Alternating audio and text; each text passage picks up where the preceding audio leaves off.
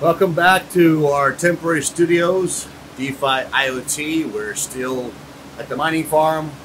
Today I want to talk a little bit about leadership characteristics in a crypto business.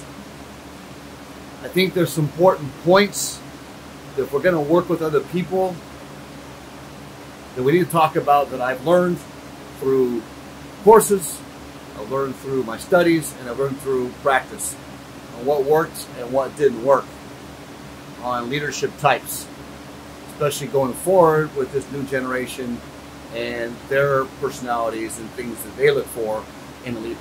So let's talk a little bit about this. Don't go away.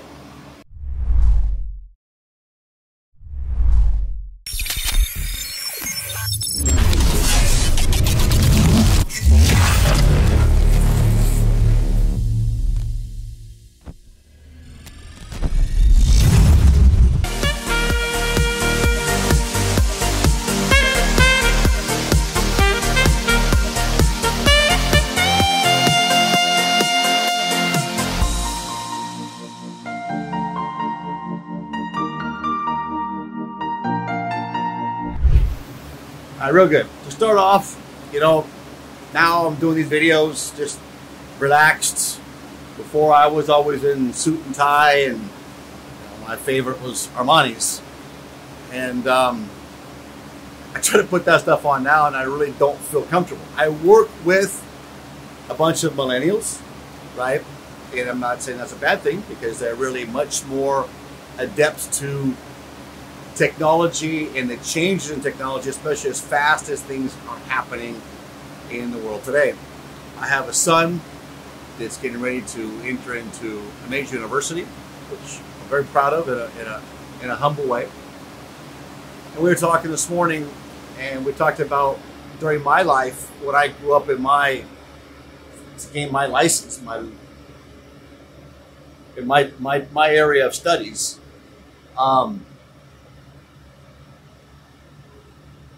Is very different than where I'm working today. Now, it was in business, right? It was in a certain aspect of business. And then how I've been able to take the principles I've learned from that, and especially in leadership, and apply that to, from my business education to running a cattle auction, to owning and running a cattle auction, to running and owning a restaurant, to then hard money lending, always legal and with attorneys. Everything was based off, always with our attorneys. Structuring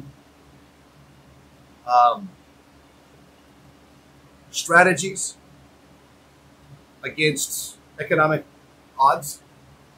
And I didn't win all the time. And then to move into the technological sector, where am I now? My son was telling me how he's surprised, even at my age, that for the last few years, that how much we've been able to comprehend, understand, and grow in this new sector of blockchain, smart contracts, cryptocurrencies, and different strategies of how to make money in cryptocurrencies. One thing I've learned, though, during the years is that I tried to do this on my own originally. And in construction, tried to be a sole proprietor, then grew to an LLC, then grew to a corporation, and did that a few times. Each time we started up, kind of started that way. And I always found that it was fun and exciting to work by myself. It was a lot of work, and it took me away from my family, and it cost me more than one marriage. So I want to share some things with you that can help you grow your crypto business now, going forward. I'm not going to go into any aspects of where. We have other videos for that. I'll do some more coming up. But I want to share with you a book, a couple good books to read. I've talked about Robert Kiyosaki's books, Rich Dad, Poor Dad. It just changes the mindset of one being an employee to one being a business owner, one where you take control of your life and you take control of your decisions. And you have to own your decisions. Responsibility comes with that as well. And in the crypto world, if you're getting into crypto for the right reasons, it requires responsibility. I know a lot of people are applauding that governments are now, especially with Joe Biden's, his declaration, I'm going to call that his war against decentralization in the crypto market. They're happy that he's going to bring crypto in line with the normal financial institutions, gain confidence, and then for it will grow. People that are in crypto are happy and excited because it's not going to get taken away from them like they're worried about. That's a whole other video as well. We have other videos talking about that idea and that theme. But today I want to talk about you're now starting out your own business. Okay, so Biden's going to legalize things. Now you can grow your business. Legitimately, you can actually form your business now in cryptocurrencies, or will be able to, most likely, in the United States of America. Now, there are states where you can do that now, such as Wyoming, Texas. There are states where you can do that, and a few others. Not many. I think we're going to see that grow. So now you're going to be able to grow yourself. You're not going to have to stay quite as private. You're going to have your farm. And we work this farm up here with just 3 of us, basically. And the 2 people maintain this, and then I'm back and forth. We have this farm that we're going to move into a different jurisdiction in the United States. So what do I do now? We're going to double the farm. So I need to bring in more people. Now, I never liked, I'll be honest with you, working as an employee, and I never liked having employees. Employees were always a thorn in the side. I hate to say that because there were so many requirements for them and so much liability as well. I would much rather bring people in and make them partners, or maybe start them off as an employee with the end in mind being that you're going to work for so long. We'll establish what your compensation is going to be, and then at the end of the day, you'll become a partner, or however you want to structure that. Partners bring in more responsibility and less headache. And that's what we're doing now with our DeFi IoT team. There's a total of 12 of us, and we're all partners. We all have responsibilities. So though I am the chief operations officer, and in that being the team leader, more so due to my business experience and my age and so forth, not to blow my own horn, because I failed many times. And I think that's one of the reasons why they elected me to be the team leader, because of my failures. I also have my successes because of my failures. So first of all, to be a leader, you're going to need to be humble enough to be able to learn from your failures. Be able to say, okay, I failed. This didn't work. Admit it to yourself. Say, man, but it doesn't mean you're going to be down on yourself. Like Babe Ruth was asked, you lead in strikeouts, but he was also the home run king for many years. So led in strikeouts. And you ask one time, when you get to the plate, you're going through a dry spell, doesn't that bother you if you don't get a hit for a game or a week or a couple weeks? He said, no, because I play the law of averages. I know that eventually if I get up and swing the bat, I'm going to hit the ball. And if I hit the ball, eventually it's going to find a hole or it's going to go yard. It's going to go out of the park. And it's the same law of averages that we learn and we adjust. We don't just get up and swing a bat. Okay, I learned. I've faced this pitcher before, and I've learned, and I'm going to readjust myself. I think I know what he's going to throw now. And so it's that matter of doing all I can do, and then the rest will just happen. And that's so true. But you got to make your efforts. So we learn from our mistakes. We continue to study, because being a leader these days, the psychology of each generation, especially as they come out of the schooling systems, is different than it was like in my generation. I came at the end of the boomers. They're a different mindset than you have for your millennials now. My brother's an Xer. He thinks different than I do as well. And with that comes pros and cons of both all generations, right? So in summary, I want to say this. Remember, we talked about goals. Having a clear vision, a clear mission, and then a vision. So the mission is, that's where I want to end up. The vision is how I'm going to do it. And then I'm going to make a plan. And those are going to be goals with timelines and dates. And they're going to have numbers. If you're in business, what do you want to be producing in numbers? How many passive income devices do you want to have? How much investment do I want to have in Bitcoin or in POLKADOT or wherever you are? And Why am I doing that? The why and the how are very important, not just the what. So you're going to have to write out your why and how and spend some time writing that out.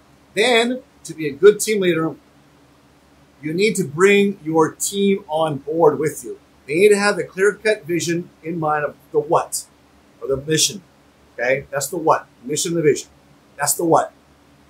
The how is going to be your goals from the long term coming back to short term, right?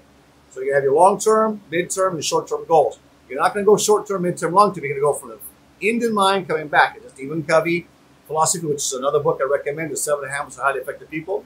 There's also 7 Habits of Leadership and the 4 Disciplines of Leadership by Sean Covey, Stephen's son. Those are good books to read as far as leadership quality is concerned, the characteristics. And there's other books out there too. Those are just books that I think really have honed in principles and a lot of practice behind them, not just ideas. So they go back and they review companies they taught 20, 30 years ago, and they update their books. Okay, this worked, this didn't work, so we need to make this principle still stay the same, but we need to understand and add maybe this to that, right? So that's what I like about the Covey series of leadership books. So once we have a clear-cut vision, a mission, a vision, and a plan now with dates and with numbers so we can measure how we're progressing. Once that's in mind, we need to get our team to buy into that. When we buy into that, is we need them to put the heart into that. And they're not going to do that by the old school. My father was a great leader, a great businessman, very successful in his business. For what he wanted to do, he was very successful. But he was very hard old school. You know, threaten to fire you if you didn't do the job exactly how he wanted it done. You had to be there at a certain time. And you could work overtime if you wanted to, but you know, you didn't get paid overtime then. You weren't guaranteed vacation. Then you had to earn your vacation by working so many hours. That was the old school. Now, there were some good things to that old school that really made people work hard to achieve goals. And nowadays, I think we've taken away some of that old school. But it was also the kind that was get in your face and chew you out and put you down. And that is definitely got to stop. I never liked that then, and I don't practice it now. I got caught up in that for a long period of time, but I don't do that anymore. I haven't for a number of years. So what you're going to need to do with your people is get to know them. When you interview them, do a one-on-one interview with your team and ask them, what is it that I can do to serve you, to help you fulfill your role, your goals, and your desires, both in this company and personally, whether it's family, whatever. What can I do as a team leader? When they feel that you really care about them, then they're going to really buy into that mission. Now, when you establish that mission, you'll bring people on that grab that mission with you and they want to help you achieve that mission. That's step one. Then you set those goals, and then you can come back and say, okay, what do you think about this now after they come in and they're working with you? Or you can set them together if you already have that confidence. But you need to build that bridge of confidence. And that's what the message I want to leave today is: try to sit with each team member alone and identify to them, or let them listen to them. Truly listen. Don't try to solve their problems. Just listen to what they need from you as a team leader. And I know I need to it's time for me to go back to my team and do that with them now. And one of my close associates said to me, you know, don't you think you might sit down with everybody and kind of do an inventory with them? I said, yeah. When I come back from this trip, I would think I feel the same way. It's going to do at least once a year, maybe twice a year. You're not telling them, hey, you know, how do you feel? They can say, well, I really don't like it, like a raise. And well, then that puts you in an obstacle if you're not really ready for that, right? But you can also say to them, what can I do to help you fulfill your roles and your goals here at the company and your personal life? What can I do as your leader? I'm here to serve you. And you're not lowering yourself down. You're going to be on the same page with them. They understand respect, and they'll respect you more if you can reach out and really, they feel you truly care about them. Because most people working with people or for people don't feel they're cared about. They just feel they're obstacles used to achieve an end. And they get paid and they're discarded. And that's not true. We all need each other. Without them, we can't achieve what we want. We can't expand. Without us, they don't have jobs. So that's what I would recommend in this video. Become one. Become heart to heart. I'm not saying you give up your leadership and you have to reveal all your weaknesses. Please be honest and truly listen. Listen to understand, not listen to be heard, not try to be heard, but listen to understand. Another covenant principle. And in that, then strive to do those things that you commit to. And tell them afterwards that you respect them. You respect their decisions, and you respect them and the efforts they're making. And if they make a deal with them, make an agreement with them, like, okay, I'm going to help you with this too. Let's do a win-win agreement. It should always give you a win-win. I need this from you. We need this from you. As your team leader, I need this, but we need this as a team, so it's a we. And if we do this, we need to be able to have open conversation. Respecting one another, we'll have open conversations. So we're going to do this a couple times a year, and we're going to talk, and let's be open. Let's agree to be open about it, okay? And be honest about it. And let's agree to walk away without having hurt feelings. Let's agree to come to a point where we agree on something, not compromise. Synergize. Come up with a third alternative. These are all covenant principles. So this is what I would suggest then going forward if you want to be a good team leader, is let your people help make decisions.